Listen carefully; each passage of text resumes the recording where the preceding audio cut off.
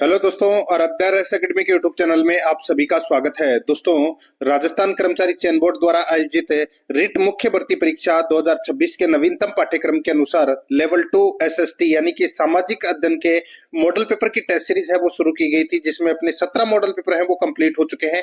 आज अपना इसमें 18 नंबर का मॉडल पेपर है। कुल 150 प्रश्न इसमें शामिल किए गए हैं और हूबहू आपको ऐसा ही पेपर है वो परीक्षा में देखने को मिलेगा। दोस्तों, अगर आपने पिछले 17 मॉडल पेपरों का अगर टेस्ट नहीं दिया है तो आप प्ले लिस्ट में जाइए, वहां पे आपको फोल्डर मिल जाएगा रेट मुख्य परीक्षा लेवल 2 सामाजिक अध्ययन मॉडल पेपर के नाम से आपको वहां फोल्डर मिलेगा और उसका जो लिंक है वो आपको डिस्क्रिप्शन में मिल जाएगा। तो आप वहां जाकर पिछले मॉडल पेपरों का टेस्ट है वो अवश्य दें। परीक्षा नजदीक है। आराध्या रेस एकेडमी के यूट्यूब चैनल को अगर आपने अभी तक सब्सक्राइब नहीं किया तो सब्सक्राइब जरूर कर लें, बेल आइकन को दबाएं। क्लास को लाइक नहीं किया तो क्लास को लाइक जरूर करें और अपने दोस्तों के पास में शेयर जरूर करें। दोस्तों, ज्यादा से ज्यादा संख्या में आपको मॉडल पेपर का टेस्ट देना है और ऑब्जेक्टिव क्लास है वो सामाजिक अध्ययन की शुरू कर दी गई है, तो वो भी जरूर देखिए। बिल्कुल सिलेबस के अकॉर्डिंग करवा रहा हूं। देखिए, 150 प्रश्न है कुल भाग 6 के माध्यम से। ये दोस्तों ये पेपर है वो मैं आपको बताने जा रहा हूं, जिसमें सबसे पहले अपन भाग 1 में राजस्थान का भौगोलिक, ऐतिहासिक एवं सांस्कृतिक ज्ञान और राजस्थानी भाषा से संबंधित 40 प्रश्न है वो परीक्षा में पूछे जाएंगे और यही बताने जा रहा हूं। देखिए, आपको ये भी पता होना चाहिए कि कौन से भाग में आपके कितने प्रश्न है वो गलत हो रहे हैं और कितने सही हो रहे हैं, तो आप गलत काउंट करना, ठीक है। देखिए, सूची फर्स्ट को सूची सेकंड से सुमेलित करना है मित्रों। देखिए, एक तरफ पहाड़ियां या पर्वत दे रखा है, दूसरी तरफ जिला दे रखा है, सुमेलित करना है। बताइए, डोरा पर्वत कहां पर है? डोरा पर्वत दोस्तों ये जालोर में। कहां पर है? जालोर में। कमली घाट कहाँ है? तो दोस्तों कमली घाट राजसमंद में। कहां पर है? राजसमंद में। हर्ष की पहाड़ियां कहाँ है? तो ये सीकर में है। और हाथीनाल कहाँ है? तो दोस्तों ये उदयपुर में है। तो यहाँ पर इसका राइट आंसर क्या हो जाएगा? 4312। 4312 कौन से ऑप्शन में है? तो दोस्तों यहाँ पर देखिए 4312 ये वाला ये कर लेना 3 नंबर का ऑप्शन 4312, ठीक है। 3 नंबर का ऑप्शन बिल्कुल सही। सेकंड नंबर का प्रश्न इसमें देखिए, बरखान पश्चिमी राजस्थान के कौन से क्षेत्रों में पाए जाते हैं? बरखान पश्चिमी राजस्थान के कौन से क्षेत्रों में पाए जाते हैं? बरखान किसको बोलते हैं? अर्धचंद्राकार रेत के टीले को बोलते हैं दोस्तों बरखान, ठीक है। और ये पश्चिमी राजस्थान में कौन से क्षेत्रों में पाए जाते हैं? कूट भाषा में भी दोस्तों अपने को उत्तर देना है। यहाँ पर आप देख सकते हैं दोस्तों, देखिए ओसिया, जोधपुर, बालेरी, चूरू, देशनोक, बीकानेर, ये पश्चिमी राजस्थान के जिले हैं तीनों, ठीक है। दातारामगढ़, सीकर ये नहीं है। तो यहाँ पर इसमें 1 2 3 इन तीनों स्थानों पर दोस्तों पश्चिमी राजस्थान में बरखान है वो पाए जाते हैं, ठीक है। तो यहाँ पर इसमें वैसे तो दोस्तों ये सीकर में भी पाए जाते हैं, लेकिन पश्चिमी राजस्थान के बारे में पूछा है इसलिए इसमें सीकर नहीं आएगा। 1 2 3 इसका सही उत्तर हो जाएगा। कौन से ऑप्शन में है? 3 नंबर का ऑप्शन बिल्कुल सही। 3 नंबर का प्रश्न इसमें देखिए, नीचे 2 कथन दिए गए, कथन 1 और कथन 2। उपयुक्त कथनों के आलोक में नीचे दिए गए विकल्प या विकल्पों में से सर्वाधिक उपयुक्त उत्तर चुने। अपने को बताना है कि इनमें से कौन सा कथन है वो सत्य है, ठीक है। दोस्तों, यहाँ पर देखिए बंगाल की खाड़ी और अरब सागर के मानसून से राजस्थान में वर्षा होती है, बिल्कुल सही बात है। बंगाल की खाड़ी का मानसून राजस्थान में बिना अधिक वर्षा किए गुजरता है, गलत हो जाएगा। बंगाल की खाड़ी से तो वर्षा होती है ज्यादातर, क्योंकि इसके गुजरने के मार्ग में किसी प्रकार का व्यवधान नहीं है। तो दोस्तों ये कथन है वो सरासर गलत है, सरासर है गलत है। तो यहाँ पर है दोस्तों क्या हो जाएगा? दोस्तों पहला सही है, दूसरा गलत है। पहला सही है, दूसरा गलत है। तो यहाँ पर देखिए कथन 1 सही है लेकिन कथन सेकंड गलत है। 4 नंबर का ऑप्शन बिल्कुल सही। 4 नंबर का प्रश्न इसमें देखिए, निम्नलिखित बांधों में से कौन सा बांध चंबल नदी पर नहीं है? बताइए कौन सा बांध चंबल नदी पर नहीं है? कोटा बैराज है, राणा प्रताप सागर है और गांधी सागर बांध है। ये तीनों दोस्तों चंबल नदी पर है, लेकिन रामगढ़ बांध नहीं है। तो यहाँ पर इसमें राइट आंसर हो जाएगा 2 नंबर का ऑप्शन बिल्कुल सही। आगे देखिए 5 नंबर का प्रश्न, लूणी नदी के विषय में निम्नलिखित में से कौन सा कथन असत्य है? लूणी नदी के विषय में अपने को बताना है कि कौन सा कथन है वो असत्य है। दोस्तों यहाँ पर आप देख सकते हैं, इसमें देखिए लूणी नदी का उद्गम यानी कि उद्गम से बालोतरा कस्बे तक इसका पानी है वो मीठा है, बिल्कुल सही बात है साहब। लूणी नदी का जो पानी है वो दोस्तों मीठा है, ठीक है। आगे देखिए, लूणी नदी बेसिन की पूर्वी सीमा काला भूरा डूंगर है। बिल्कुल सही बात है दोस्तों, काला भूरा डूंगर है, बिल्कुल सही बात है। आगे देखिए, यह राजस्थान के कुल अपवाद क्षेत्र के 15% भाग पर प्रवाहित होती है। तो दोस्तों ये 15% है, वो गलत हो जाएगा इसमें। ये 10.4% भाग पर दोस्तों ये प्रवाहित है। यहाँ पे 15% गलत दे रखा है। यह नदी कच्छ के रण तक प्रवाहित होती है, बिल्कुल सही बात है। तो यहाँ पर असत्य कथन कौन सा है? 3 नंबर का। तो यहाँ पर 3 नंबर ऑप्शन बिल्कुल सही। 6 नंबर का प्रश्न इसमें देखिए, उपोष्ण कटिबंधीय पर्वतीय वनों के बारे में असत्य कथन का चयन करें। उपोष्ण कटिबंधीय पर्वतीय वनों के बारे में असत्य कथन का क्या करना है? चयन करना है कि कौन सा इसमें असत्य कथन है। दोस्तों अब इसमें देखिए, उपोष्ण कटिबंधीय पर्वतीय वन केवल राजस्थान के माउंट आबू क्षेत्र में पाए जाते हैं, बिल्कुल सही बात है साहब। आगे देखिए, इन वनों में हरियाली स्थायी रूप से उपलब्ध रहती है, यह भी बिल्कुल सही है। यह वन सिरोही में पाए जाते हैं, जो कि राजस्थान में स्थित है। माउंट आबू भाई सिरोही में ही है, बिल्कुल सही बात है। चौथा देखिए, यह वन केवल राजस्थान तथा उत्तर प्रदेश में पाए जाते हैं, ये गलत है। 4 नंबर का जो ऑप्शन है वो इसका बिल्कुल सही उत्तर इसमें हो जाएगा। तो यहाँ पर इसका राइट आंसर हो जाएगा 4 नंबर ऑप्शन बिल्कुल सही, क्योंकि ये सत्य कथन है। 7 नंबर का प्रश्न है, राजस्थान में 1985 ईस्वी में यूनेस्को द्वारा सबसे पहले किसको विश्व प्राकृतिक धरोहर सूची में सम्मिलित किया गया? तो ये सम्मिलित किया गया दोस्तों केवलादेव राष्ट्रीय उद्यान को। 4 नंबर का जो ऑप्शन है वो इसका बिल्कुल सही उत्तर हो जाएगा। 1985 में किया गया था केवलादेव राष्ट्रीय उद्यान भरतपुर को। आगे देखिए, यहाँ पे 8 नंबर का प्रश्न है, नीचे लेटेराइट मिट्टी के बारे में 2 कथन दिए गए हैं। नीचे लेटेराइट मिट्टी के बारे में 2 कथन दिए गए हैं, कथन 1 और कथन 2। ठीक है, उपयुक्त कथनों के वही अपने को बताना है, सीधा समा बोलो कौन सा कथन सत्य है या कौन सा कथन असत्य है, वो दोस्तों अपने को यहाँ पर बताना है। मित्रों यहाँ पर आप देख सकते हैं, देखिए लेटेराइट मिट्टी डूंगरपुर उदयपुर के मध्य और दक्षिणी भाग और राजसमंद क्षेत्रों में ये पाई जाती है लेटेराइट मिट्टी, बिल्कुल सही बात है। कथन सेकंड देखिए, लोह है यानी कि आयरन की उपस्थिति के कारण यह लाल दिखती है, बिल्कुल सही बात है। दोनों के दोनों कथन है वो मित्रों क्या है इसमें सही है। तो यहाँ पर 3 नंबर का ऑप्शन राइट आंसर हो जाएगा। 1 और 2 दोनों कथन सत्य है। 9 नंबर का प्रश्न इसमें देखिए, नरमा राजस्थान की किस फसल से संबंधित है? तो ये तो सभी को पता होगा दोस्तों, ये कपास की किस्म है। क्या है? कपास की किस्म है। राइट आंसर हो जाएगा 4 नंबर ऑप्शन सही। 10 नंबर का प्रश्न है, 2011 की जनगणना के अनुसार निम्नलिखित में से राजस्थान के किस जिले में जनसंख्या घनत्व सबसे कम है? सबसे कम जनसंख्या घनत्व तो दोस्तों कहां पर है? तो ये जैसलमेर में ही है। तो यहाँ पर इसमें राइट आंसर हो जाएगा 2 नंबर का ऑप्शन बिल्कुल सही। 17 व्यक्ति प्रति वर्ग किलोमीटर में निवास करते हैं। जैसलमेर में 17 है, बीकानेर में 78 है, बाड़मेर में 90 है, ये भी आपको याद रखना है। 11 नंबर का प्रश्न है, मीणा जनजाति के संदर्भ में निम्न को सुमेलित कीजिए। दोस्तों मीणा जनजाति के संदर्भ में निम्न को सुमेलित करना है। यहाँ पर देखिए, मेवासे किसको कहते हैं? मेवासे दोस्तों, मेवासे बोलते हैं आदिवासी मीणाओं के जंगलों में बने घर को मेवासे बोलते हैं। ओबरी किसको बोलते हैं? ओबरी तो दोस्तों अनाज संग्रह करने के लिए जो मिट्टी से निर्मित जो कोठियां होती है वो होती है दोस्तों ओबरी, है ना, अनाज संग्रह हेतु मिट्टी से बनी कोठियां।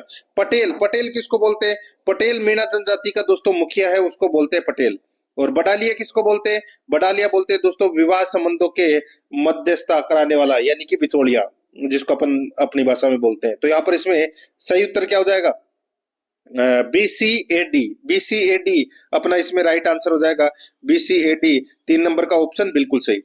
12 नंबर का प्रश्न इसमें देखिए, राजस्थान में कालाकोटा, लीलवाणी, नरडिया, तिम्मामोरी किस खनिज के उत्पादक क्षेत्र हैं? राजस्थान में कालाकोटा, लीलवाणी, नरडिया, तिम्मामोरी किस खनिज के उत्पादक क्षेत्र हैं? तो यहाँ पर इसका राइट आंसर हो जाएगा वो है मैग्नीज के। यहाँ पर 1 नंबर का जो ऑप्शन है वो इसका बिल्कुल सही उत्तर इसमें हो जाएगा। कहां पर है? बांसवाड़ा में। आगे देखिए दोस्तों, यहाँ पर इसमें 13 नंबर का प्रश्न है, निम्नांकित में से कौन सी आग्नेय चट्टानें जालोर में पाई जाती है? कौन सी आग्नेय चट्टानें जालोर में पाई जाती है? तो दोस्तों यहाँ पर देखिए, अपने को कूट भाषा में उत्तर देना है। ये भी आपको दोस्तों इसमें याद रखना है, कूट भाषा में उत्तर देना है। तो दोस्तों देखिए, जालोर में जो आग्नेय चट्टानें पाई जाती है वो कौन सी पाई जाती है? तो इसमें एक तो ग्रेनाइट और एक है रायोलाइट, ये दोनों पाई जाती है दोस्तों। बेसाल्ट और ग्रेबो ये नहीं पाई जाती। तो यहाँ पर इसमें 2 और 3 इसमें क्या है, सत्य है। तो यहाँ पर इसमें राइट आंसर हो जाएगा 2 नंबर का ऑप्शन सही। 14 नंबर का प्रश्न, निम्नलिखित में से कौन सा राजस्थान का पहला बड़ा कोयला आधारित ताप विद्युत संयंत्र है? तो इसका सही उत्तर हो जाएगा वो है दोस्तों कोटा ताप विद्युत संयंत्र। ठीक है, कोटा ताप है ये दोस्तों प्रथम कोयला आधारित है। ठीक है, ताप विद्युत संयंत्र है। तो दोस्तों और ये राज्य का दूसरा दोस्तों सुपर थर्मल पावर स्टेशन है ये। तो यहाँ पर इसमें राइट आंसर हो जाएगा 1 नंबर का ऑप्शन बिल्कुल सही, ये कोयला पर आधारित है। 15 नंबर का प्रश्न, थार रेगिस्तान में 3 शहरों का रेगिस्तानी त्रिकोण शामिल है, वह है। तो 3 शहर कौन से हो जाएंगे? 3 ही वही हो जाएंगे दोस्तों, जैसलमेर, जोधपुर और बीकानेर। ठीक है, तो जैसलमेर, जोधपुर, बीकानेर, इसमें राइट आंसर हो जाएगा दोस्तों 1 नंबर का ऑप्शन बिल्कुल सही। आगे देखिए यहाँ पे 16 नंबर का प्रश्न है, दिल्ली वडोदरा ग्रीनफील्ड एक्सप्रेसवे की लंबाई राजस्थान में कितनी है? तो राजस्थान में कितनी है? तो वो है दोस्तों 374 किलोमीटर। यहाँ पर 2 नंबर का जो ऑप्शन है वो इसका बिल्कुल सही उत्तर हो जाएगा, 374 किलोमीटर। आगे देखिए मित्रों, यहाँ पे गणेश्वर की खुदाई के संदर्भ में असत्य कथन का चयन करें। दोस्तों असत्य कथन देखिए कौन सा है, गणेश्वर सभ्यता से संबंधित है ये। गणेश्वर में राजस्थान पुरातत्व एवं संग्रहालय विभाग द्वारा की गई खुदाई में लगभग 5000 वर्ष पुरानी संस्कृति प्रकाश में आई, बिल्कुल सही बात है साहब। आगे देखिए, यहाँ हड़प्पा से तांबा प्राप्त किया जाता था, ये गलत हो जाएगा, क्योंकि दोस्तों यहाँ पर ये जानकारी मिली है कि यहाँ से तांबा है वो हड़प्पा और मोहनजोदड़ो को भेजा जाता था, प्राप्त नहीं किया जाता था, भेजा जाता था। आगे देखिए, गणेश्वर तांबे की संस्कृति का एक महत्वपूर्ण स्थल है, बिल्कुल सही है। गणेश्वर नीम का थाना में कातली नदी के स्रोत पर खोजी गई है, बिल्कुल सही बात है। असत्य कथन कौन सा हो जाएगा? 2 नंबर का ऑप्शन सही। 18 नंबर का प्रश्न है, इसमें देखिए निम्नलिखित युद्धों में से उनके लड़े जाने के वर्ष के अनुसार पहले से आखिरी तक सही क्रम में अपने को जमाना है। देखिए सबसे पहले मैं आपको बताऊं गागरोन का युद्ध कब हुआ था। गागरोन का युद्ध दोस्तों 1519 ईस्वी में हुआ था ये। ठीक है, सारंगपुर का युद्ध दोस्तों ये 1437 में हुआ था, महाराणा कुंभा और महमूद खिलजी प्रथम के बीच में। बयाना का युद्ध है ये दोस्तों, बयाना का युद्ध है ये 1527 में हुआ था, राणा सांगा और बाबर के बीच में। और जो मावली का युद्ध है ये दोस्तों 1540 में हुआ था, उदय सिंह और बनवीर के बीच में हुआ था। अब इसको क्रम में जमाना है, क्रम में जमाओगे तो कैसे जमाओगे? तो दोस्तों यहाँ पर देखिए सबसे पहले आएगा 2, फिर आएगा दोस्तों इसमें 1, फिर 3, फिर 4। ठीक है, तो यहाँ पर 2, 1, 3, 4 इसका राइट आंसर हो जाएगा। तो यहाँ पर 2 नंबर का ऑप्शन बिल्कुल सही, 2, 1, 3, 4। 19 नंबर का प्रश्न है, राजपूत कालीन प्रशासनिक व्यवस्था में निम्न में से किस अधिकारी का संबंध आंतरिक सुरक्षा व्यवस्था से नहीं था? तो यहाँ पर इसका राइट आंसर क्या हो जाएगा? वो है दोस्तों महाप्रतिहार। 4 नंबर का जो ऑप्शन है वो इसका बिल्कुल सही उत्तर हो जाएगा, महाप्रतिहार नहीं था, बाकी आरक्षित, तलार और दांडिक ये थे। 4 नंबर ऑप्शन सही। 20 नंबर का प्रश्न, इसमें देखिए सूची फर्स्ट को सूची सेकंड से सुमेलित करना है। सूची फर्स्ट में किले हैं और सूची सेकंड में निर्माता है। यहाँ पर आप देख सकते हैं दोस्तों बयाना का किला। बयाना का किला दोस्तों ये जो बयाना का किला है इसके निर्माता कौन थे? तो इसके निर्माता विजयपाल थे दोस्तों, राजा विजयपाल। तो ये 4 हो जाएगा इसका। ठीक है, आमेर के किले का निर्माता है वो कौन थे? तो दोस्तों मानसिंह प्रथम द्वारा इसका निर्माण है वो करवाया गया था। तो यहाँ पे राजा मानसिंह। और तारागढ़ का किला, तारागढ़ कहाँ पर है? तो दोस्तों ये अजमेर में है। ठीक है, और अजयराज चौहान ने इसका निर्माण करवाया था। और नाहरगढ़ का किला है, इसका निर्माण दोस्तों महाराजा स्वाई जयसिंह के द्वारा ये करवाया गया था। तो यहाँ पर इसमें राइट आंसर क्या हो जाएगा? 4, 3, 2, 1। 4, 3, 2, 1 कौन से ऑप्शन में है? तो यहाँ पर देखिए 3 नंबर का ऑप्शन बिल्कुल सही, 4, 3, 2, 1। 21 नंबर का प्रश्न है, पृथ्वीराज की 12 खंभों की छतरी निम्नलिखित में से किस किले में स्थित है? तो कौन से किले में स्थित है? तो यहाँ पर इसका राइट आंसर हो जाएगा वो है ये कुंभलगढ़ के किले में है दोस्तों। ये 4 नंबर का जो ऑप्शन है वो इसका बिल्कुल सही, कुंभलगढ़ के किले में। 22 नंबर का प्रश्न, इसमें देखिए बेणेश्वर का मेला कब बढ़ता है? बेणेश्वर का मेला दोस्तों माघ पूर्णिमा को बढ़ता है। कहां पर? डूंगरपुर में। तो सही उत्तर हो जाएगा 4 नंबर ऑप्शन सही। आगे देखिए, राजस्थान की बहरूपिया कला को प्रसिद्धि दिलाने का श्रेय किसे जाता है? तो ये जाता है दोस्तों जानकीलाल बांड को। 2 नंबर का ऑप्शन बिल्कुल सही, जानकीलाल बांड को।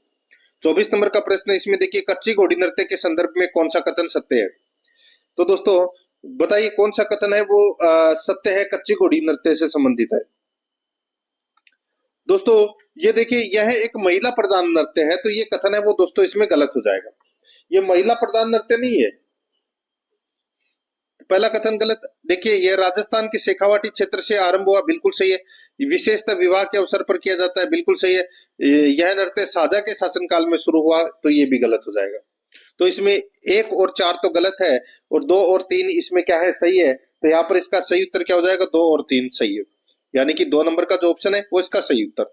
देखिए 150 प्रश्न है, लेकिन आपके करीबन 200 से 300 प्रश्न है वो इस मॉडल पेपर में कवर हो रहे हैं, इसलिए आपको मॉडल पेपर पूरा देखना है। वो बहुत ही शानदार लेवल का मॉडल पेपर है दोस्तों, हूबहू ऐसा कैसा ही छपेगा पेपर। 25 नंबर का प्रश्न इसमें देखिए, बगलबंडी क्या है? बगलबंडी क्या है? तो दोस्तों ये पुरुषों का ऊपरी वस्त्र है, वो है बगलबंडी। 4 नंबर का ऑप्शन बिल्कुल सही। 26 नंबर का प्रश्न है इसमें देखिए, सूची फर्स्ट को सूची सेकंड से सुमेलित करना है। सूची फर्स्ट में लोक देवता और सूची सेकंड में प्रमुख केंद्र है। यहाँ पर देखिए बेंगटी में नहीं, ये देखिए उल्टा दे रखा है, ठीक है। लोक देवता तो आ जाएंगे इधर और प्रमुख केंद्र आ जाएगा इधर, ठीक है। तो यहाँ पर आप देख सकते हैं लोक देवता दोस्तों इधर से ले लीजिए, कल्ला जी, ठीक है। कल्ला जी का जो संबंध है वो रुंडेला से है, ठीक है। और बेंगटी हड़बूजी, भाई हड़बूजी का प्रमुख जो केंद्र है वो है बेंगटी गांव फड़ौदी। पाबू जी का है दोस्तों कोड़ू गांव, और गोगा जी का है दोस्तों ददरेवा।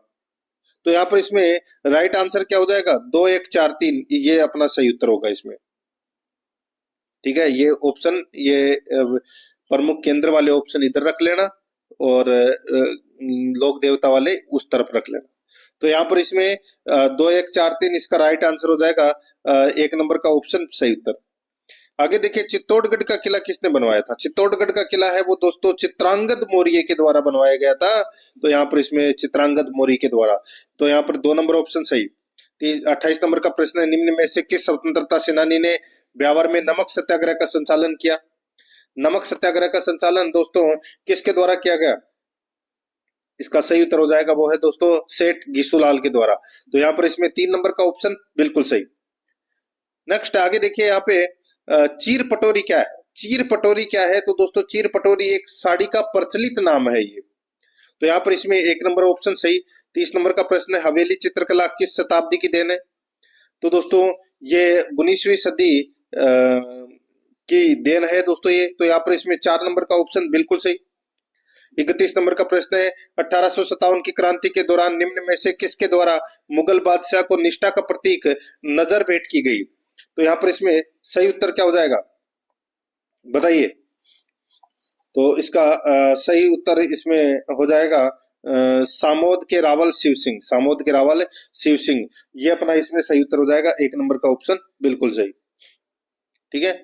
नेक्स्ट आगे देखिए, 32 नंबर का प्रश्न, निम्नलिखित में से कौन 1944 में नीम का थाना में स्थापित मीणा सुधार समिति का अध्यक्ष था? बताइए, निम्नलिखित में से कौन है 1944 में नीम का थाना में स्थापित मीणा सुधार समिति का अध्यक्ष था? इसका सही उत्तर हो जाएगा वो है दोस्तों बंशीधर शर्मा।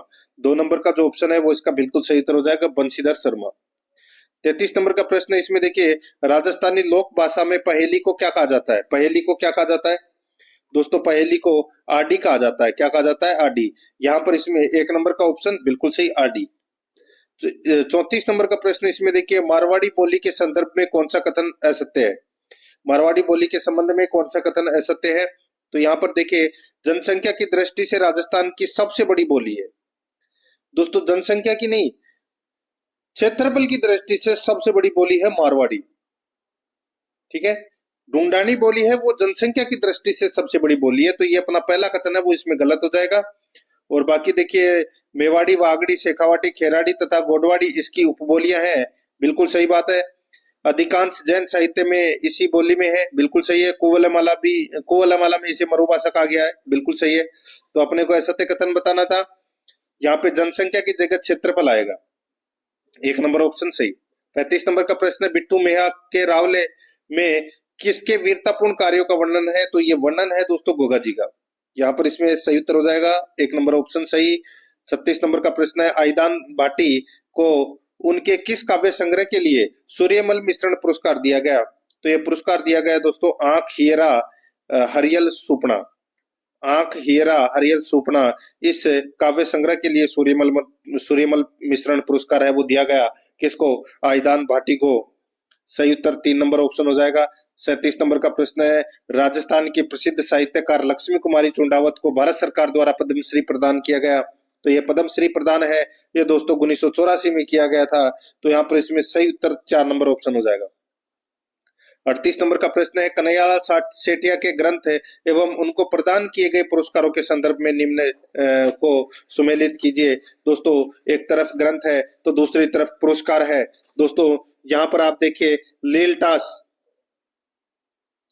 जो लीलटास है ग्रंथ के लिए दोस्तों उनको कौन सा पुरस्कार मिला?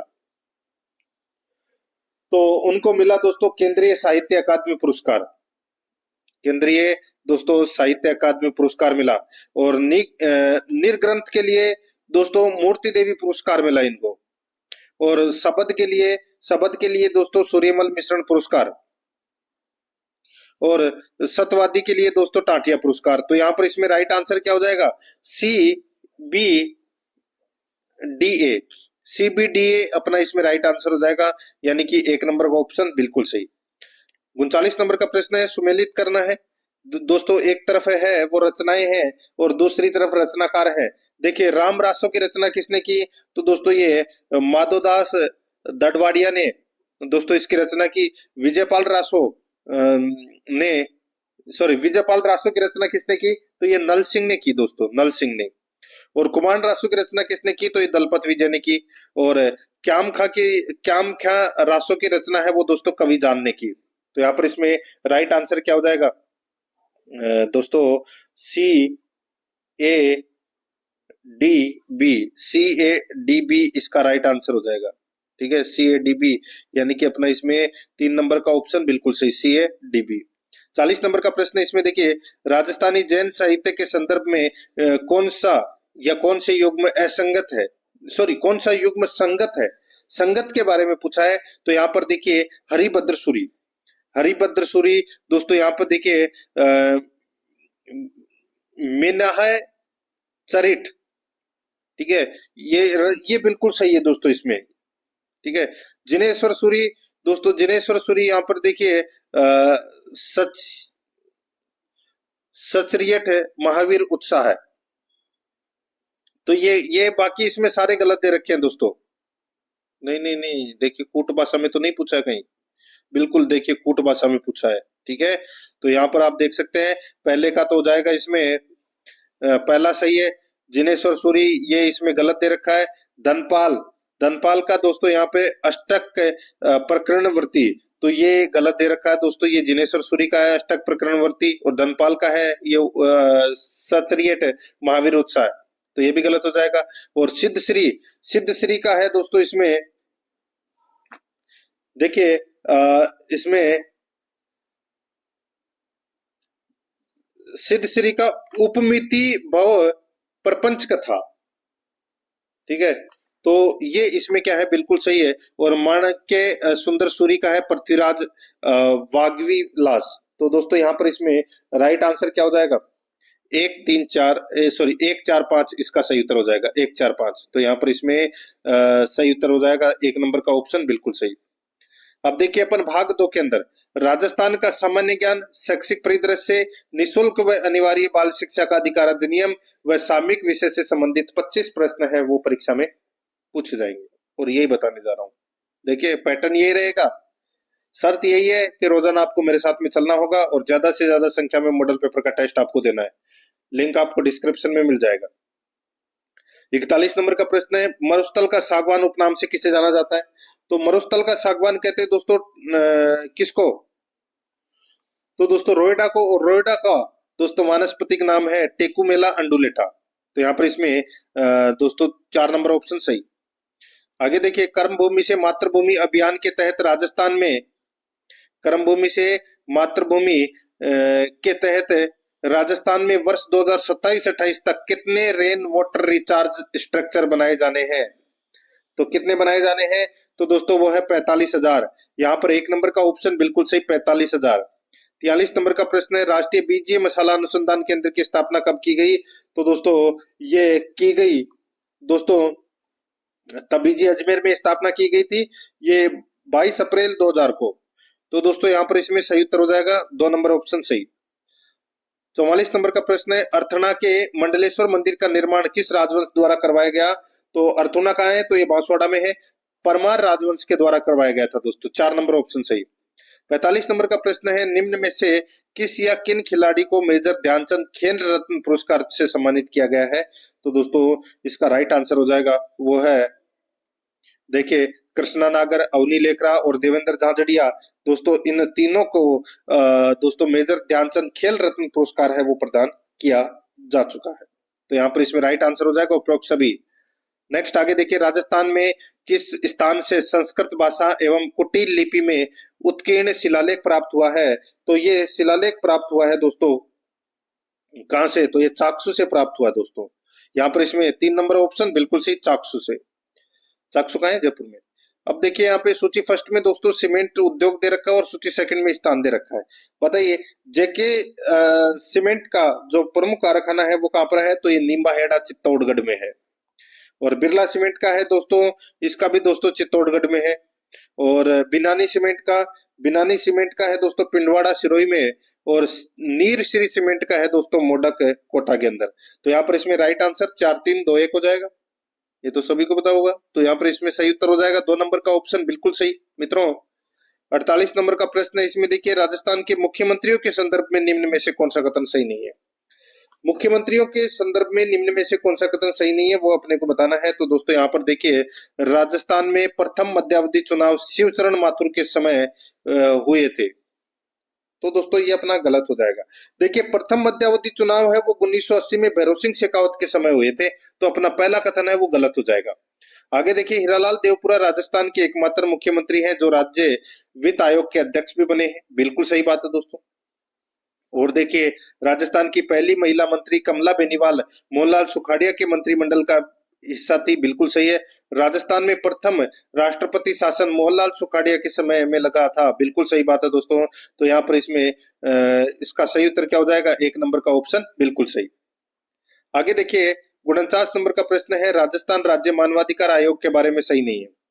राजस्थान राज्य मानवाधिकार आयोग के बारे में सही नहीं है, तो कौन सा कथन सही नहीं है? तो यहाँ पर देखिए, यह 1 वर्ष से पुराने मानवाधिकार उल्लंघन के मामलों की जांच नहीं कर सकता। बिल्कुल सही बात है।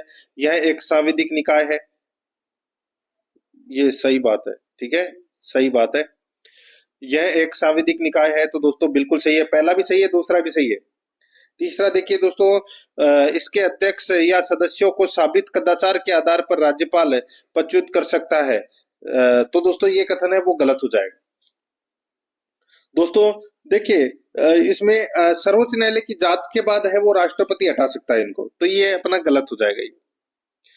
देखिए, इसका स्वयं का जांच दल होता है जिसकी अध्यक्षता महानिरीक्षक रैंक के पुलिस अधिकारी द्वारा की जाती है। बिल्कुल सही बात है। तो यहाँ पर इसमें असत्य कथन बताना था, 3 नंबर ऑप्शन सही उत्तर हो जाएगा।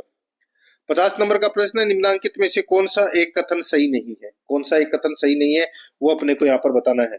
दोस्तों यहाँ पर आप देख सकते हैं, बीकानेर राज्य का 1928 से भी पहले का स्वयं का ग्राम पंचायत अधिनियम था। बिल्कुल सही बात है दोस्तों। और देखिए, राजस्थान पंचायत समिति तथा जिला परिषद अधिनियम 1959 के अंतर्गत पहले चुनाव सितंबर अक्टूबर 1959 में आयोजित हुए। ये भी बिल्कुल सही है।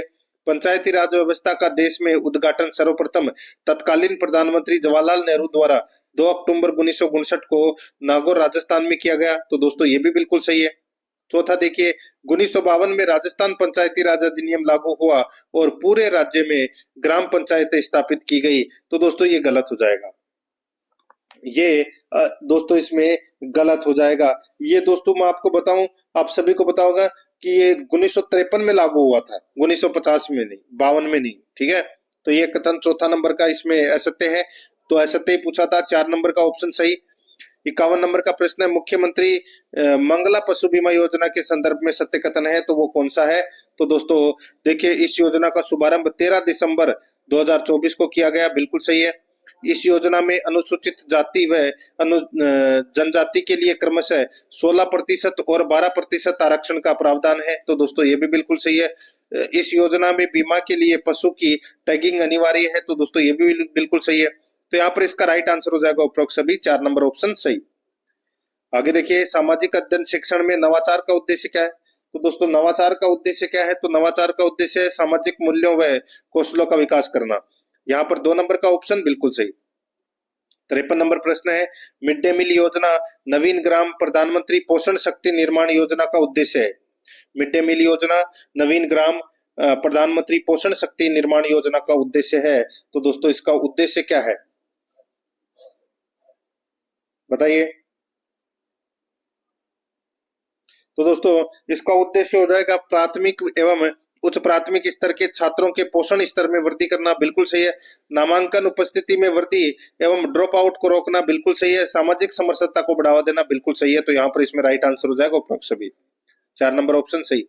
आगे देखिए, यहाँ पे स्कूल प्रबंधन समिति यानी कि एसएमसी के संबंध में असत्य कथन कौन सा है? तो दोस्तों एसएमसी यानी कि स्कूल प्रबंधन समिति, देखिए असत्य कथन बताना है अपने को। यह अभिभावकों, शिक्षकों और स्थानीय समुदायों के प्रतिनिधियों की एक समिति है, बिल्कुल सही है। इसका गठन आरटीई एक्ट 2009 की धारा 21 के तहत किया गया है, तो दोस्तों यहाँ पर ये तो सही है, ठीक है। 21 के तहत इसका गठन है वो किया गया है, बिल्कुल सही बात है। यह कलेक्टर द्वारा नामित सदस्यों की समिति होती है, तो ये कथन है वो दोस्तों गलत हो जाएगा। ये कलेक्टर द्वारा नामित नहीं होती दोस्तों, ये अपना इसमें गलत हो जाएगा इसमें, ठीक है।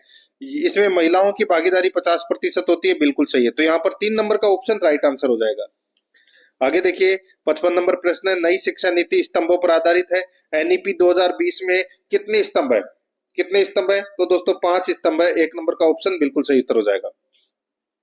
56 नंबर का प्रश्न इसमें देखिए, निम्नांकित में से कौन सा कथन शिक्षा का अधिकार कानून 2009 के संबंध में सही नहीं है? बताइए कौन सा कथन शिक्षा का अधिकार कानून 2009 के संबंध में सही नहीं है? तो यहाँ पर आप देख सकते हैं दोस्तों, इसमें देखिए इसका खंड 26 विद्यालयों में शिक्षकों की रिक्तियों को भरने से संबंधित है, तो दोस्तों बिल्कुल सही बात है, ठीक है। और देखिए इसका अध्याय 3 पाठ्यक्रम एवं मूल्यांकन प्रक्रिया से संबंध है, तो ये कथन भी दोस्तों इसमें क्या है, देखिए इसका अध्याय 3 ये गलत हो जाएगा। ये कथन है वो दोस्तों गलत है, क्योंकि दोस्तों अध्याय 3 में तो क्या है, इसमें विद्यालय में समुचित सरकार, स्थानीय प्राधिकारियों और माता पिता के कर्तव्यों के बारे में बताया गया है। तो ये अपना, और ये पाठ्यक्रम और मूल्यांकन है ये दोस्तों अध्याय 5 में, तो ये कथन है वो इसमें गलत हो जाएगा दोस्तों, 3 नहीं आएगा इसमें। और देखिए अध्याय 4 बच्चों के अधिकारों के संरक्षण से संबंधित है, और इसका खंड 28 शिक्षकों के द्वारा निजी तंत्र को प्रतिबंधित करता है, बिल्कुल सही है। तो यहाँ पर इसमें सही उत्तर क्या हो जाएगा? कौन सा कथन इसमें गलत है? तो इसमें 2 नंबर का गलत है, 2 नंबर ऑप्शन सही उत्तर हो जाएगा। 57 नंबर प्रश्न है, शिक्षा का अधिकार कानून 2009 के किस अध्याय में विद्यालय एवं शिक्षकों की जिम्मेदारियों का वर्णन है? तो इसका सही उत्तर हो जाएगा वो है अध्याय 4। 2 नंबर का जो ऑप्शन है वो इसका बिल्कुल सही उत्तर हो जाएगा, अध्याय 4। आगे देखिए, राजस्थान आरटीई नियम 2011 के अनुसार एक बच्चा अपना पाठ्यक्रम को कैसे पूरा कर सकता है यदि वह विद्यालय में देर से प्रवेश लेता है? तो यहाँ पर इसका राइट आंसर हो जाएगा वो है दोस्तों, देखिए देर से प्रवेश लेता है तो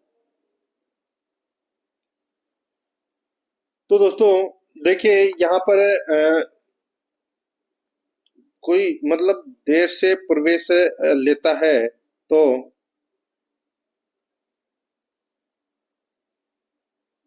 ठीक है, आरटीई अधिनियम के अनुसार एक बच्चा पाठ्यक्रम कैसे पूरा कर सकता है यदि वह देर से प्रवेश लेता है तो दोस्तों देर से प्रवेश लेता है तो अध्यापकों द्वारा दिए गए विशेष प्रशिक्षण से पाठ्यक्रम पूरा करता है। यहाँ पर 1 नंबर का ऑप्शन सही।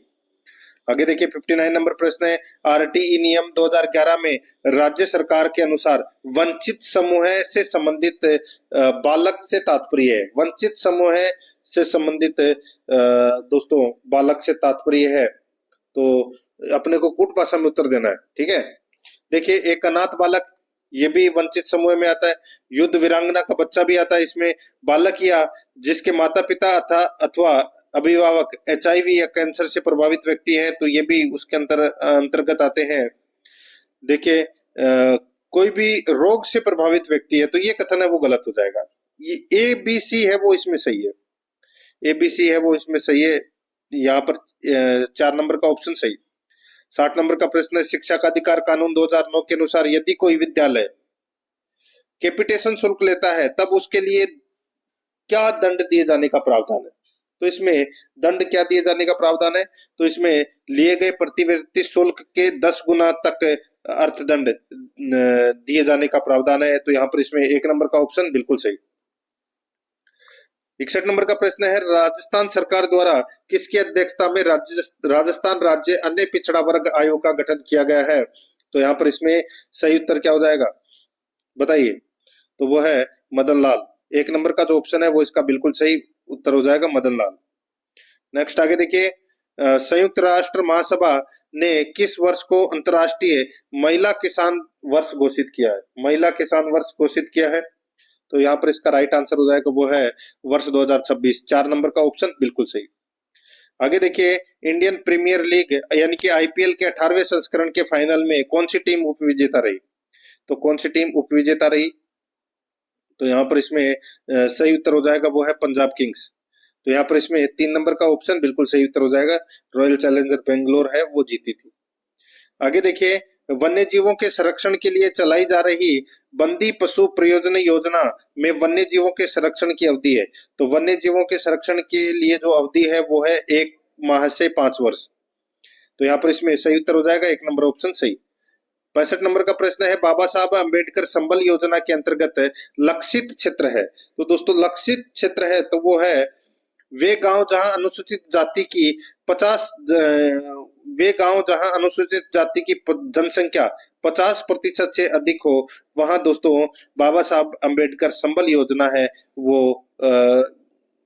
लक्षित है, लक्षित क्षेत्र है ये। तो यहाँ पर इसमें 3 नंबर का ऑप्शन बिल्कुल सही उत्तर इसमें हो जाएगा। अब दोस्तों अपन भाग 3 के अंदर सामाजिक अध्ययन से संबंधित 60 प्रश्न है वो पढ़ लेंगे, बिल्कुल सिलेबस के अकॉर्डिंग चल रहे हैं मित्रों। और अध्यारस एकेडमी के यूट्यूब चैनल को सब्सक्राइब नहीं किया तो एक बार सभी के सभी मित्र हैं वो चैनल को सब्सक्राइब जरूर कर दें, बेल आइकन को दबाएं ताकि नोटिफिकेशन है वो आप सभी के पास में निरंतर पहुंचता रहे। क्लास को लाइक नहीं किया तो एक बार सभी के सभी मित्र हैं वो क्लास को लाइक जरूर करें और अपने दोस्तों के पास में लिंक को शेयर जरूर करें। देखिए यहाँ पे 66 नंबर का प्रश्न है, जैन तीर्थकर महावीर स्वामी का जन्म कहाँ हुआ था, कहां पर हुआ था। तो दोस्तों कुंडग्राम वैशाली में हुआ था। यहाँ पर इसका सही उत्तर हो जाएगा 2 नंबर का ऑप्शन बिल्कुल सही, कुंडग्राम। 67 नंबर प्रश्न है, गौतम बुद्ध ने किस स्थान पर अपना प्रथम उपदेश दिया। यह दिया था दोस्तों सारनाथ। तो यहाँ पर इसमें 3 नंबर का ऑप्शन बिल्कुल सही। 68 नंबर प्रश्न है, किस हड़प्पाकालीन स्थल से सूचना पट या साइन बोर्ड का साक्ष्य मिला है। तो ये मिला है दोस्तों धोलावीरा, ठीक है, धोलावीरा से मिला है। 4 नंबर ऑप्शन सही। 69 नंबर प्रश्न है, निम्न में से किस अभिलेख में अशोक का नाम उल्लेखित है। तो अशोक का नाम है वो मास्की और गुजरा अभिलेख में नाम मिलता है। तो यहाँ पर मास्की लघु शिलालेख, यहाँ पर 4 नंबर का ऑप्शन सही। आगे देखिए, कलिंग युद्ध के बाद सम्राट अशोक ने कौन सा धर्म स्वीकार किया। तो कौन सा धर्म स्वीकार किया, तो दोस्तों वो है बौद्ध धर्म। यहाँ पर 1 नंबर का ऑप्शन बिल्कुल सही। 71 नंबर का प्रश्न है, निम्न में से कौन सा एक सही सुमेलित नहीं है, कौन सा एक सही सुमेलित नहीं है। तो दोस्तों यहाँ पर देखिए, इसमें एक तरफ अशोक स्तंभ है, दूसरी तरफ शीर्ष है। यहाँ पे सारनाथ, दोस्तों सारनाथ में 4 सिंह है, बिल्कुल सही बात है। और रामपुरवा में दोस्तों सांड है, बिल्कुल सही है, यानी कि सांड की मूर्ति है। संकीसा में अश्व है, ये गलत हो जाएगा दोस्तों, ये उत्तर प्रदेश में स्थित है संकीसा अशोक स्तंभ। इस पर अश्व की नहीं, इसमें हाथी की मूर्ति है दोस्तों, ठीक है, तो ये गलत हो जाएगा। और लोरिया नंदनगढ़ में दोस्तों सिंह की मूर्ति है, बिल्कुल सही है, तो यहाँ पर 3 नंबर ऑप्शन बिल्कुल सही। आगे देखिए, दिल्ली सल्तनत की वह राजधानी कौन सी थी जहां से कुतुबुद्दीन ऐबक ने शासन का संचालन किया? तो वो था दोस्तों दिल्ली से। तो यहाँ पर इसमें राइट आंसर हो जाएगा दिल्ली महरौली से। तो यहाँ पर इसमें सही उत्तर हो जाएगा 1 नंबर ऑप्शन सही। नहीं नहीं नहीं, कुतुबुद्दीन ऐबक, देखिए एक बार फिर से देखिए, दिल्ली सल्तनत की वह राजधानी कौन सी थी जहां से कुतुबुद्दीन ऐबक ने शासन का संचालन किया? तो दोस्तों दिल्ली से, दिल्ली सल्तनत, दिल्ली तो दोस्तों थी, लेकिन दोस्तों जो राजधानी थी वो थी लाहौर, लाहौर थी, और लाहौर से संचालन किया था दोस्तों। ठीक है, यहाँ पर 3 नंबर का ऑप्शन बिल्कुल सही, लाहौर। आगे देखिए, कुवत उल इस्लाम मस्जिद का निर्माण कराया गया, तो दोस्तों ये निर्माण है वो कुतुबुद्दीन ऐबक ने करवाया था। ठीक है, दिल्ली के अंदर 1 नंबर का ऑप्शन सही। 74 नंबर का प्रश्न है, निम्न में से किस मुगल सम्राट ने अलतमगा जागीर को आरंभ किया था? तो यहाँ पर इसका सही उत्तर हो जाएगा वो है जहांगीर ने किया था दोस्तों। ये इसमें सही उत्तर हो जाएगा 2 नंबर का ऑप्शन बिल्कुल सही। नेक्स्ट आगे देखिए, 75 नंबर का प्रश्न है, इसमें देखिए, जलियांवाला बाग हत्याकांड की जांच हेतु ब्रिटिश सरकार द्वारा गठित किए गए हंटर आयोग में कौन शामिल नहीं था? हंटर आयोग में कौन शामिल नहीं था? तो यहाँ पर इसमें राइट आंसर हो जाएगा वो है मदन मोहन मालवीय, ये शामिल नहीं था। बाकी चिमनलाल सीतलवाड़, सुल्तान अहमद, जगत नारायण, ये तीनों ही थे। 3 नंबर का जो ऑप्शन है वो इसका बिल्कुल सही उत्तर हो जाएगा। 76 नंबर का प्रश्न है, सुभाष चंद्र बोस ने महात्मा गांधी को राष्ट्रपिता के रूप में संबोधित किया? तो दोस्तों राष्ट्रपिता के रूप में संबोधित किया तो ये 6 जुलाई 1944 को किया। 2 नंबर का जो ऑप्शन है वो इसका बिल्कुल सही उत्तर हो जाएगा 6 जुलाई 1944 को। आगे देखिए, सही कालानुक्रम व्यवस्थित कीजिए। दोस्तों अगस्त घोषणा ये दोस्तों कब हुई थी? तो ये हुई थी दोस्तों 1917 में, 1917 में। और मैकडोनाल्ड अवार्ड ये दोस्तों 1932 में दिया गया था। ठीक है, ये सांप्रदायिक पंचायत था दोस्तों ये। और अगस्त प्रस्ताव ये दोस्तों 1940 में आया था। और वेवेल योजना ये दोस्तों 1945 में आई थी। तो अब अपने को यहाँ पे सही कालानुक्रम व्यवस्थित में जमाना है, तो ये पहले से ही जमे हुए हैं दोस्तों। 1 2 3 4 इसका राइट आंसर हो जाएगा। 1 2 3 4 यानी कि अपना इसमें 1 नंबर का ऑप्शन बिल्कुल सही। 78 नंबर का प्रश्न है, पृथ्वी द्वारा सूर्य की परिक्रमा करने में लगा समय है? तो दोस्तों वो समय है वो है दोस्तों 365 दिन है। 2 नंबर का ऑप्शन बिल्कुल सही, 365 दिन है। 79 नंबर प्रश्न है, निम्न में से किसे प्रधान याम्योत्तर रेखा के नाम से जाना जाता है? तो दोस्तों प्रधान याम्योत्तर रेखा के नाम से दोस्तों किसको जाना जाता है? तो ये 0 डिग्री देशांतर रेखा को जाना जाता है। 2 नंबर ऑप्शन बिल्कुल सही। 80 नंबर का प्रश्न, इसमें देखिए, निम्नलिखित कथनों में से कौन सा कथन सत्य है? तो कौन सा कथन इसमें सत्य है? यहाँ पर देखिए, इसमें देखिए 0 डिग्री देशांतर के बाईं ओर पूर्वी देशांतर तथा दाईं ओर पश्चिमी देशांतर होता है। ठीक है, तो बाईं ओर दोस्तों ये उल्टा दे रखा है, ये दोस्तों उल्टा दे रखा है, इसलिए दोस्तों ये पहला ही कथन है वो अपना क्या हो जाएगा? पहला ही कथन है वो दोस्तों इसमें गलत हो जाएगा। आगे देखिए, यानी कि ये दाईं ओर की जगह बाईं ओर होना चाहिए था और बाईं ओर की जगह दाईं ओर होना चाहिए था। आगे देखिए, 180 डिग्री देशांतर के बाईं ओर पश्चिमी देशांतर तथा दाईं ओर पूर्वी देशांतर, तो ये भी गलत हो जाएगा दोस्तों, ये भी उल्टा दे रखा है। तो यहाँ पर दोनों के दोनों कथन है वो गलत है। तो यहाँ पर 4 नंबर का ऑप्शन बिल्कुल सही, न तो 1 और न ही 2। 81 नंबर का प्रश्न है, पृथ्वी के धरातल से ऊपर की ओर वायुमंडल के विभिन्न स्तरों का सही अनुक्रम है? सही अनुक्रम है तो वो क्या है? तो वो अनुक्रम हो जाएगा दोस्तों, सबसे पहले शोभ मंडल, फिर समताप मंडल, फिर मध्य मंडल, फिर आयन मंडल। तो यहाँ पर इसमें 3 नंबर का ऑप्शन बिल्कुल सही। ठीक है, और आयन मंडल के बाद में भी दोस्तों बहिर्मंडल आता है। यहाँ पर 3 नंबर का ऑप्शन बिल्कुल सही। आगे देखिए, तूफानी चालीसा के बारे में निम्नलिखित कथनों पर विचार कीजिए। तूफानी चालीसा के बारे में निम्नलिखित कथनों पर क्या करना है? विचार करना है। और दोस्तों कूट भाषा में अपने को क्या करना है? उत्तर देना है। तो दोस्तों यहाँ पर देखिए, ये उत्तरी और दक्षिणी गोलार्धों में निर्बाध बहती है, ये उत्तरी और दक्षिणी गोलार्धों में निर्बाध बहती है। तो ये अपना पहला कथन है वो क्या हो जाएगा दोस्तों? गलत हो जाएगा। ठीक है, दोस्तों ये तूफानी चालीसा है, ये पछुआ हवाएं होती है और ये 40 डिग्री 50 डिग्री अक्षांशों पर दक्षिणी गोलार्ध में ये बहती है दोस्तों। ये बड़ी शक्ति और स्थिरता से बहती है, बिल्कुल सही है। इनकी दिशा सामान्य तौर पर दक्षिणी गोलार्ध में उत्तर पश्चिम से पूर्व की ओर होती है, बिल्कुल सही है। और देखिए यहाँ पे मेघाच्छन्न आकाश, वर्षा और खराब मौसम इसके साथ सामान्य तौर पर संबंधित रहते हैं, तो दोस्तों ये भी बिल्कुल सही है। तो यहाँ पर 2 3 4 है वो इसमें क्या है, सही है 2 3 4। तो यहाँ पर इसमें राइट आंसर हो जाएगा 2 नंबर का ऑप्शन, बिल्कुल सही 2 3 4। 83 नंबर का प्रश्न है, वायुमंडल में सबसे अधिक मात्रा में कौन सी गैस पाई जाती है? तो कौन सी गैस पाई जाती है? तो दोस्तों नाइट्रोजन गैस पाई जाती है। यहाँ पर 2 नंबर का ऑप्शन बिल्कुल सही। 84 नंबर का प्रश्न, इसमें देखिए अगुलहास धारा चलती है। अगुलहास धारा चलती है तो दोस्तों ये हिंद महासागर में प्रवाहित होती है। यहाँ पर 1 नंबर का ऑप्शन बिल्कुल सही, हिंद महासागर में। 85 नंबर प्रश्न है, महासागर में ज्वार भाटा की उत्पत्ति का कारण क्या है? तो दोस्तों ज्वार भाटा में की उत्पत्ति का कारण क्या है? तो वो है गुरुत्वाकर्षण, अभिकेंद्रीय बल तथा अपकेंद्रीय बल से। यहाँ पर 4 नंबर का ऑप्शन सही। 86 नंबर का प्रश्न है, निम्नलिखित प्रशांत महासागरीय द्वीपों में से कौन में लानेशिया द्वीप समूह में सम्मिलित है? निम्नलिखित प्रशांत महासागरीय द्वीपों में से कौन में लानेशिया द्वीप समूह में सम्मिलित है? तो यहाँ पर इसमें सही उत्तर हो जाएगा दोस्तों, वो है, बताइए, तो वो है सोलोमन द्वीप। सोलोमन द्वीप, तो यहाँ पर इसमें राइट आंसर हो जाएगा 1 नंबर ऑप्शन सही। आगे देखिए, सदाबहार वर्षावन पाए जाते हैं, तो ये कहां पर पाए जाते हैं? तो ये ब्राजील में पाए जाते हैं दोस्तों, 2 नंबर का ऑप्शन बिल्कुल सही। नेक्स्ट आगे देखिए, 88 नंबर का प्रश्न है, निम्नलिखित को सुमेलित करें। एक तरफ प्राकृतिक वनस्पति है, दूसरी तरफ क्षेत्र है। देखिए यहाँ पे अधिजीवी वनस्पति है, वो कहाँ पाई जाती है?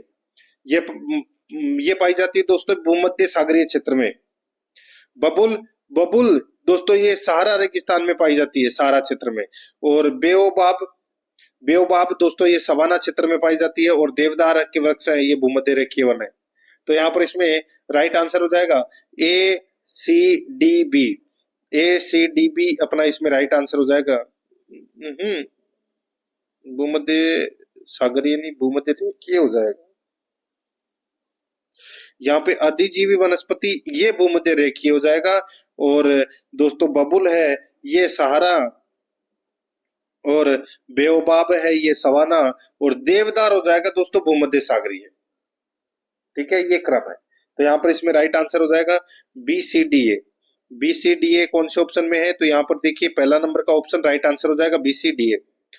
89 नंबर प्रश्न, इसमें देखिए पोलर बियर किस क्षेत्र में रहते हैं? पोलर बियर किस क्षेत्र में रहते हैं? तो दोस्तों ये आर्कटिक क्षेत्र में रहते हैं, 3 नंबर का ऑप्शन बिल्कुल सही। 90 नंबर का प्रश्न है, राजस्थान राज्य में निम्नलिखित में से कौन सा एक कृषि आधारित उद्योग नहीं है? तो कौन सा एक कृषि आधारित उद्योग नहीं है? तो यहाँ पर इसमें राइट आंसर हो जाएगा लोहा एवं इस्पात उद्योग, 1 नंबर का ऑप्शन बिल्कुल सही उत्तर हो जाएगा। 91 नंबर का प्रश्न है, राजस्थान में स्थापित पहली सूती वस्त्र मिल का नाम क्या है? तो उसका नाम है दोस्तों कृष्णा मिल, 1 नंबर का ऑप्शन बिल्कुल सही कृष्णा मिल। 92 नंबर का प्रश्न है, गंगानगर शुगर मिल्स लिमिटेड ने चुकंदर से चीनी बनाना कब से प्रारंभ किया? चुकंदर से चीनी बनाना कब से प्रारंभ किया? तो दोस्तों ये प्रारंभ किया 1968 से, 1 नंबर का ऑप्शन बिल्कुल सही 1968 से। 93 नंबर का प्रश्न है, सूची फर्स्ट को सूची सेकंड से सुमेलित करना है। सूची फर्स्ट में औद्योगिक प्रदेश और सूची सेकंड में देश है।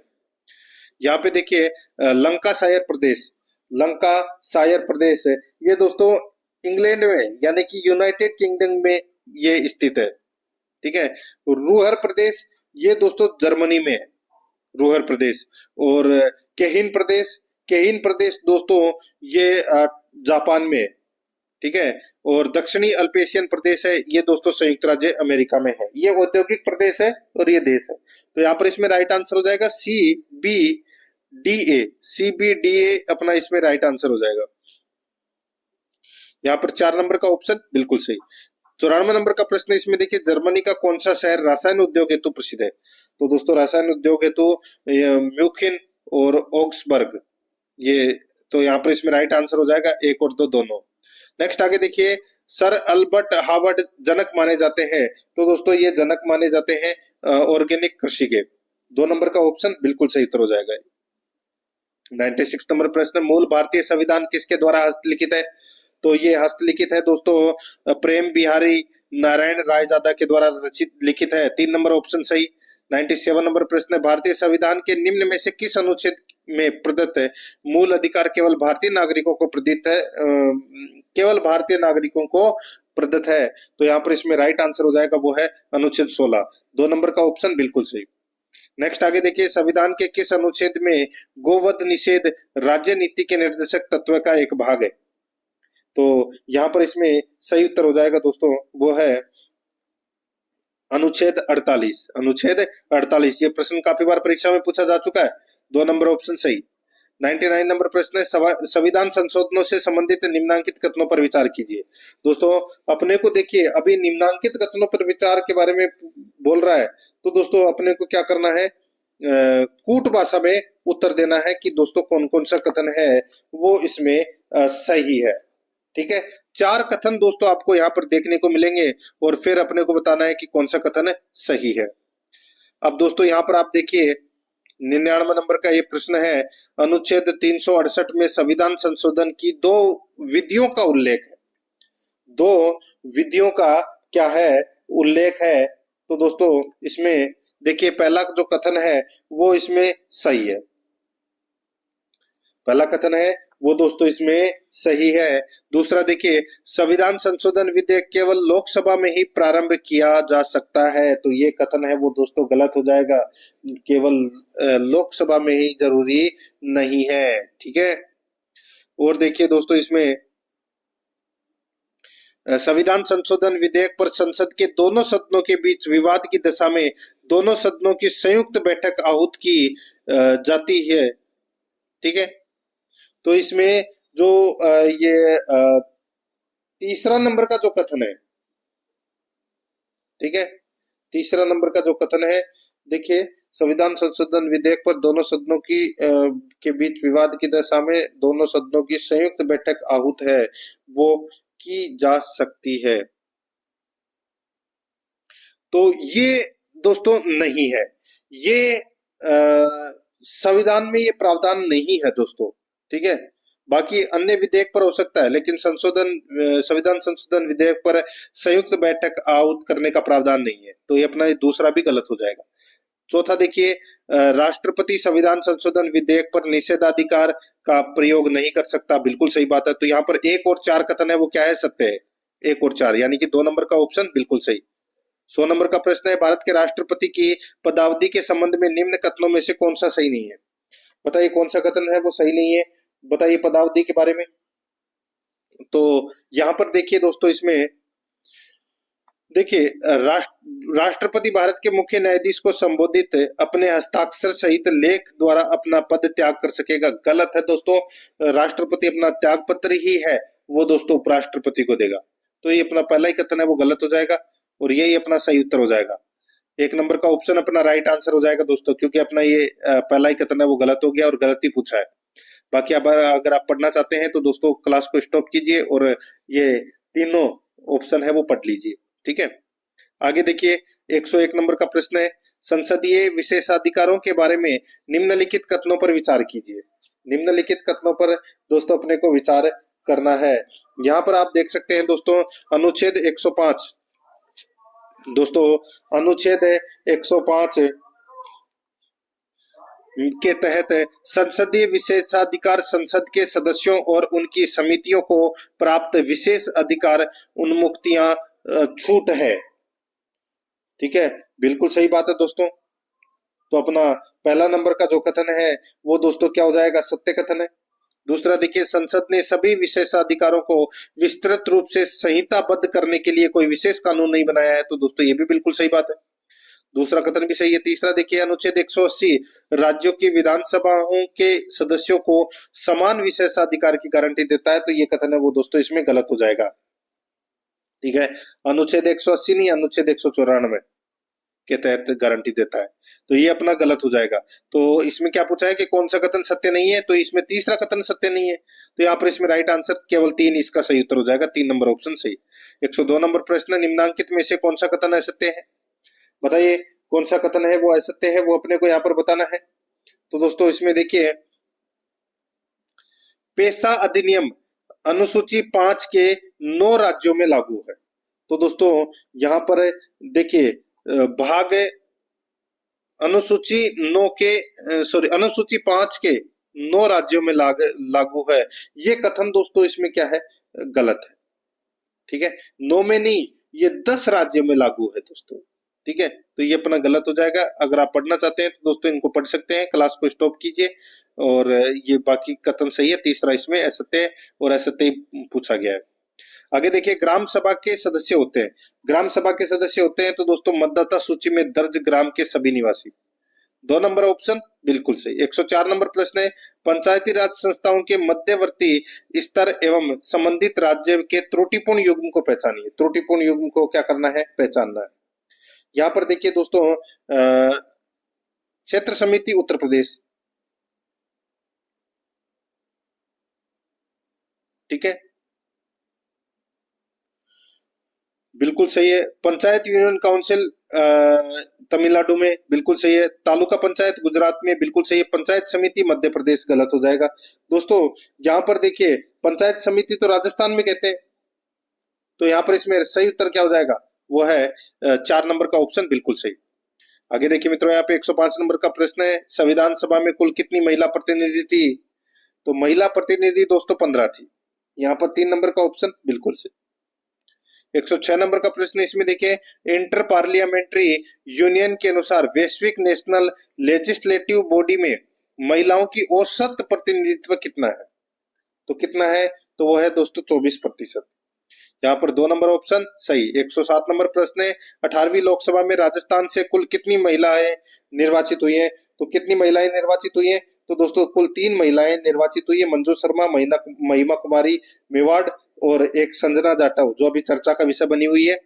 यहाँ पर इसमें 3 नंबर का ऑप्शन बिल्कुल सही उत्तर हो जाएगा। 108 नंबर का प्रश्न है, केंद्र तथा राज्यों के मध्य शक्तियों के वितरण के लिए भारत का संविधान 3 सूचियों को प्रस्तुत करता है। निम्न में से कौन से 2 अनुच्छेद शक्तियों के वितरण को विनियमित करते हैं? बताइए। केंद्र तथा राज्यों के मध्य शक्तियों के वितरण के लिए भारत का संविधान 3 सूचियों को प्रस्तुत करता है। निम्न में से कौन से 2 अनुच्छेद शक्तियों के वितरण को विनियमित करते हैं? तो यहाँ पर इसका राइट आंसर हो जाएगा, वो है अनुच्छेद 245 और 246। तो यहाँ पर 4 नंबर ऑप्शन सही। 109 नंबर का प्रश्न है, कथन अभिकथन ए और कारण आर दिया गया है। इसमें देखिए, सरकारिया कमीशन की सिफारिश के अनुसार अनुच्छेद 356 का प्रयोग कम से कम होना चाहिए। सरकारिया आयोग कमीशन पर, यानी कि सरकारिया आयोग की कमीशन की सिफारिश के अनुसार 356 अनुच्छेद का प्रयोग कम से कम है, वो दोस्तों होना चाहिए। तो ये कथन है वो दोस्तों क्या है, सत्य है। जिन राजनीतिक दलों ने केंद्र में सरकार बनाई, उन्होंने अनुच्छेद 356 का दुरुपयोग किया। तो दोस्तों बिल्कुल सही बात है। तो यहाँ पर इसमें दोस्तों दोनों के दोनों है वो सही है, ए और आर दोनों सत्य है और आर ए की सही व्याख्या भी करता है। 3 नंबर ऑप्शन सही। आगे देखिए, यहाँ पे 110 नंबर प्रश्न है, निम्नांकित में से कौन सा एक क्षेत्रीय परिषदों का लक्षण नहीं है? क्षेत्रीय परिषदों का लक्षण कौन सा नहीं है? तो यहाँ पर देखिए, इसमें दोस्तों यह एक संवैधानिक संस्था है, तो ये गलत हो जाएगा दोस्तों। संवैधानिक संस्था नहीं है, ये एक सांविधिक निकाय है, यानी कि संवैधानिक संस्था नहीं है। पहला कथन है वो गलत हो जाएगा। आगे देखिए, 5 क्षेत्रीय परिषदों की स्थापना राज्यों के पुनर्गठन अधिनियम 1956 के अंतर्गत की गई, बिल्कुल सही है। यद्यपि चंडीगढ़ राज्य नहीं है, फिर भी एक क्षेत्रीय परिषद में शामिल किया गया है, बिल्कुल सही है। यह एक परामर्शदात्री संस्था है, बिल्कुल सही है। तो यहाँ पर इसमें कौन सा लक्षण नहीं है? 1 नंबर का ऑप्शन बिल्कुल सही। आगे देखिए, परिवहन, संचार व वाणिज्य किसके अंतर्गत आते हैं? तो दोस्तों ये किसके अंतर्गत आते हैं? तो ये तृतीयक गतिविधियों के अंतर्गत आते हैं। 3 नंबर ऑप्शन सही। आगे देखिए, देश की अर्थव्यवस्था को विश्व की अर्थव्यवस्था के लिए खोलना कहलाता है, तो वो क्या कहलाता है? तो दोस्तों वो कहलाता है वैश्वीकरण। क्या कहलाता है? वैश्वीकरण कहलाता है। 3 नंबर ऑप्शन सही। आगे देखिए, 113 नंबर का प्रश्न है, निम्नलिखित को सुमेलित कीजिए, गरीबी रेखा के निर्धारण हेतु गठित समितियां और वर्ष। अब दोस्तों यहाँ पर देखिए, वाई के अलग समिति, इसका गठन हुआ था दोस्तों 1977 में। कब हुआ था? 1977 में इसका गठन है वो हुआ था। और डीटी लकड़वाला समिति का गठन है वो दोस्तों 1989 में हुआ था। और सुरेश तेंदुलकर समिति का जो गठन है वो 2005 में हुआ था। और सी रंगराजन समिति का गठन है वो दोस्तों 2012 में हुआ था। तो यहाँ पर इसमें राइट आंसर हो जाएगा BADC। BADC। तो यहाँ पर इसमें सही उत्तर हो जाएगा 4 नंबर का ऑप्शन बिल्कुल सही। 114 नंबर का प्रश्न इसमें देखिए, भारत में कागजी मुद्रा प्रथम बार कब शुरू की गई थी? तो कागजी मुद्रा प्रथम बार कब शुरू की गई थी? ये दोस्तों 1862 में शुरू की गई थी। 1 नंबर का ऑप्शन बिल्कुल सही उत्तर हो जाएगा। 115 नंबर का प्रश्न इसमें देखिए, वाणिज्य बैंकों में गैर निष्पादीय परिसंपत्तियां का अर्थ है। वाणिज्य बैंकों में गैर निष्पादीय परिसंपत्तियों का अर्थ है, तो दोस्तों क्या अर्थ है? तो वो है ऋण जिन पर ब्याज तथा मुख्य रकम की वसूली नहीं होती। तो यहाँ पर इसमें 3 नंबर का ऑप्शन बिल्कुल सही उत्तर हो जाएगा। 116 नंबर का प्रश्न, निम्नलिखित में से कौन सा भारत में चयनात्मक उधार नियंत्रण का साधन नहीं है? तो वो नहीं है दोस्तों, कौन सा? तो वो है परिवर्तनीय कोष अनुपात, नहीं है, बाकी सारे हैं। आगे देखिए, यहाँ पे उपभोक्ता शब्द कहाँ परिभाषित है? तो दोस्तों कहाँ परिभाषित है? तो ये दोस्तों उपभोक्ता संरक्षण अधिनियम में। यहाँ पर 3 नंबर ऑप्शन बिल्कुल सही। 118 नंबर प्रश्न है, उपभोक्ता संरक्षण अधिनियम 2019 के तहत भ्रामक विज्ञापन के लिए कौन सी कार्रवाई संभव है? भ्रामक विज्ञापन के लिए दोस्तों जुर्माना और विज्ञापन रोकना दोनों है। 1 नंबर ऑप्शन सही। आगे देखिए, उपभोक्ता संरक्षण अधिनियम 2019 के अनुसार उपभोक्ता फोरम में मामला दर्ज कराने की अधिकतम समयावधि कितनी है? तो दोस्तों वो है अधिकतम समयावधि है वो कितनी है? तो वो है 2 वर्ष के भीतर भीतर। तो यहाँ पर इसमें 2 नंबर ऑप्शन सही। आगे देखिए, एक खुली हुई अर्थव्यवस्था में अर्थव्यवस्था की राष्ट्रीय आय है। तो अर्थव्यवस्था की राष्ट्रीय आय है तो वो है y बराबर C plus I plus G minus X plus M। यहाँ पर 2 नंबर का ऑप्शन बिल्कुल सही। 121 नंबर प्रश्न है, विकासशील देशों में राष्ट्रीय आय के मापन में सबसे अधिक कठिनाई किस कारण से आती है? तो सबसे अधिक कठिनाई किस कारण से आती है? तो यहाँ पर इसमें राइट आंसर हो जाएगा वो है आयात निर्यात में असंतुलन से। यहाँ पर 3 नंबर का ऑप्शन सही उत्तर।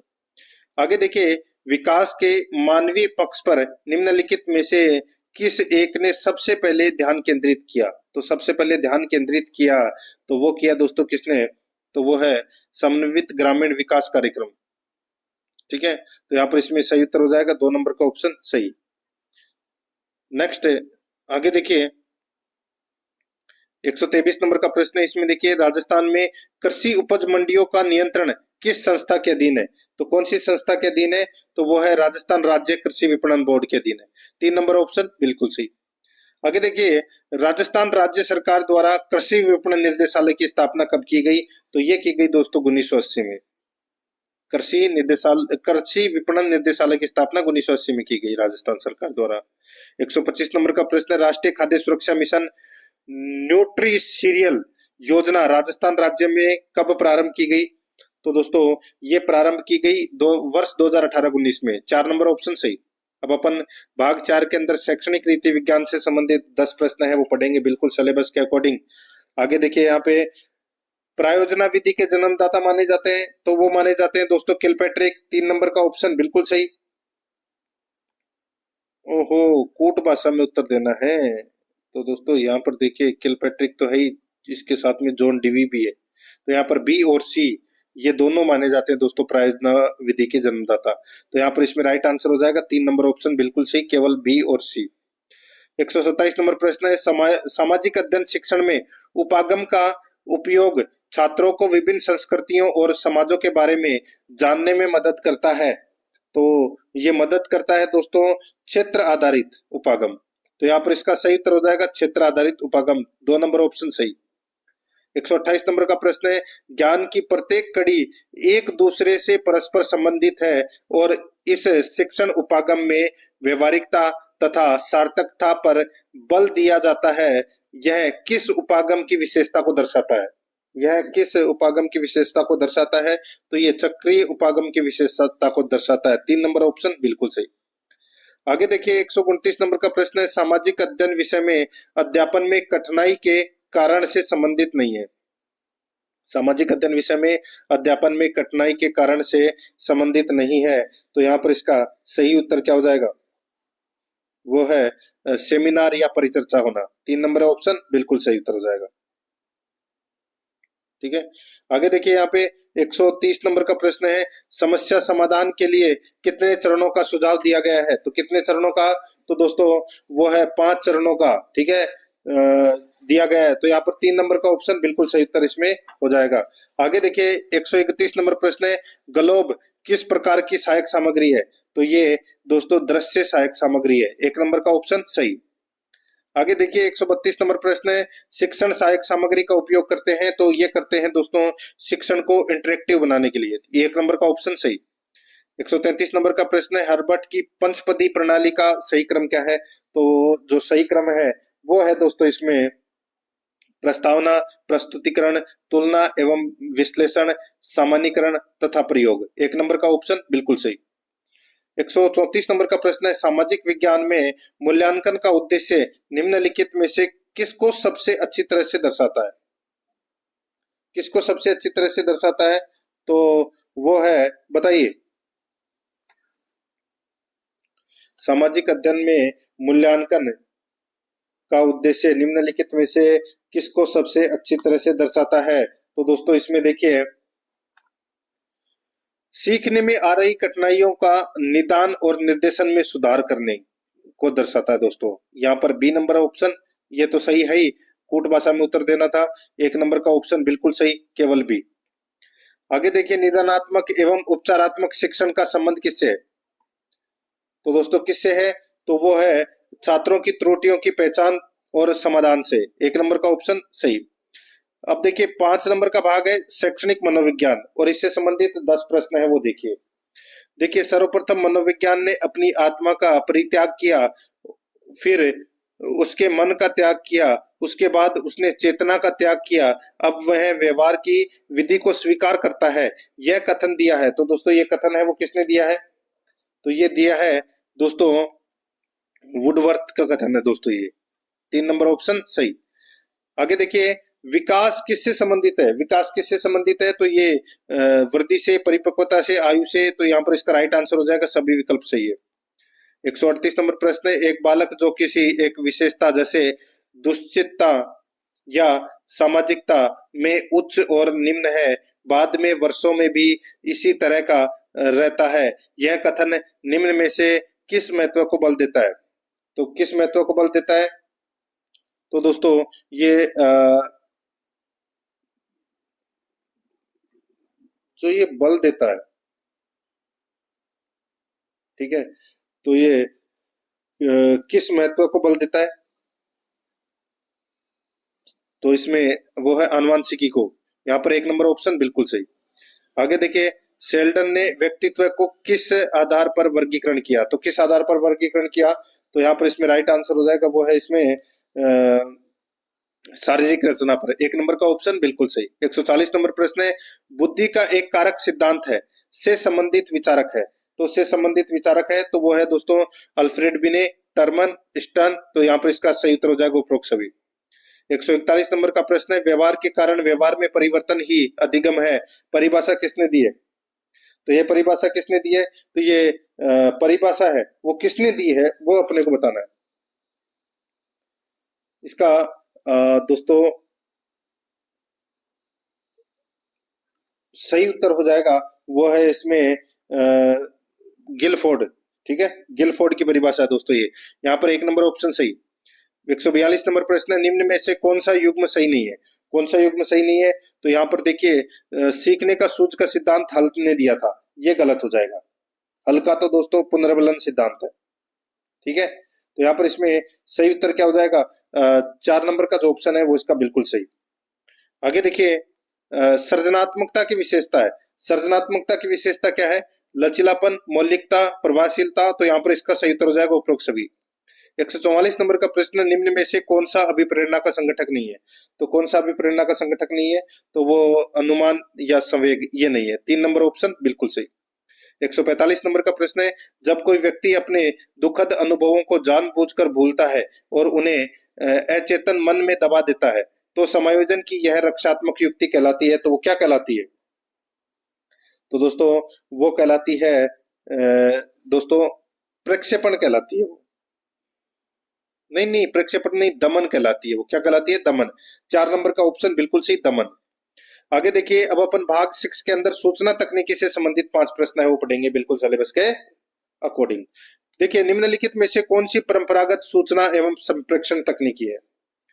तो यहाँ पर इसका सही उत्तर हो जाएगा, वो है मुद्रित सामग्री जैसे पाठ्यपुस्तक संदर्भ। 1 नंबर का ऑप्शन बिल्कुल सही।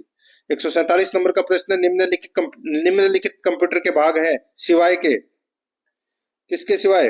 तो दोस्तों वो है स्कैनर के। यहाँ पर 3 नंबर का ऑप्शन बिल्कुल सही।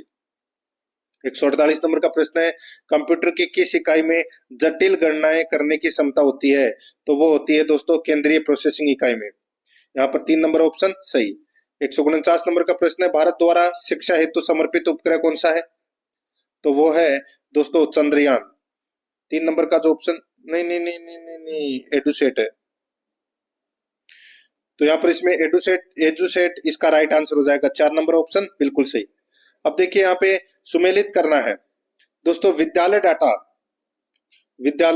डाटा का हो जाएगा दोस्तों इसमें यूडाइस। विद्यालय डाटा यूडाइस में होता है। और इलेक्ट्रॉनिक निधि हस्तांतरण ये होता है दोस्तों फोन पे में। और ई कॉमर्स का हो जाएगा दोस्तों, अमेजन है वो ई कॉमर्स का है। और ई गवर्नेंस वो है दोस्तों सिंगल लाइन ऑन। और मोबाइल वॉलेट वो है दोस्तों IMPS। तो यहाँ पर इसमें सही उत्तर हो जाएगा 3 5 2 1 4। तो इसका राइट आंसर हो जाएगा वो है कौन सा? 1 नंबर का ऑप्शन बिल्कुल सही। तो दोस्तों इसी के साथ ये अपना मॉडल पेपर है वो कंप्लीट हो चुका है। पिछले मॉडल पेपर नहीं देखे तो वो जरूर देखें। और आराध्या रेस एकेडमी के यूट्यूब चैनल को सब्सक्राइब नहीं किया तो सब्सक्राइब जरूर कर लें, बेल आइकन को दबाएं ताकि नोटिफिकेशन है वो आप सभी के पास में निरंतर पहुंचते रहे। क्लास को लाइक नहीं किया तो एक बार सभी के सभी मित्र हैं वो क्लास को लाइक जरूर करें और अपने दोस्तों के पास में शेयर जरूर करें। मिलते हैं दोस्तों नेक्स्ट क्लास में। जय हिंद, जय भारत।